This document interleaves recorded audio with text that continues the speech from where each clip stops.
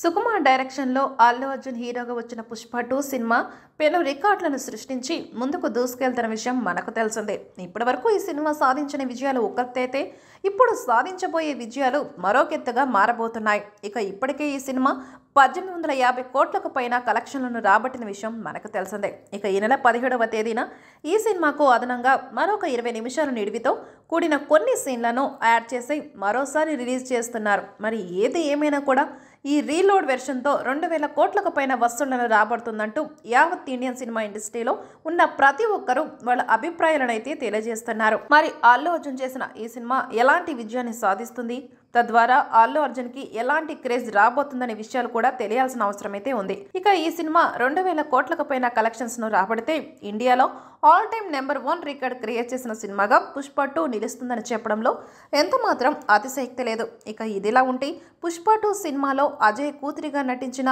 పావని కరణం అనే అమ్మాయి నటించిన విషయం మనకు తెలిసిందే. అయితే ఈ సినిమాలో అల్లు అర్జున్ ను చిన్నాయన అంటూ పిలుచుకుంటూ ఉంటుంది.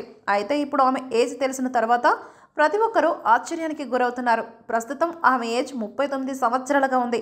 రష్మిక మదన్నాను పిన్నమ్మ అంటుంది. అయితే రష్మిక ఏజ్ 28 ఇయర్స్. ఇక ఇది చూసిన జనాలు ఒక్కసారిగా షాక్ అవుతున్నారు. ఇక పావని కరణం ఏజ్ దాదాపు అల్లు అర్జున్తో సమానంగా ఉంది అంటూ కొంతమంది ఆమెను ట్రోల్ చేస్తున్నారు. మరి ఏది ఏమైనా కూడా తమకి వచ్చిన క్యారెక్టర్ని బాగా చేసి మెప్పించడం వరకే ఆర్టిస్టుల యొక్క గొప్పతనం ఉంటుంది.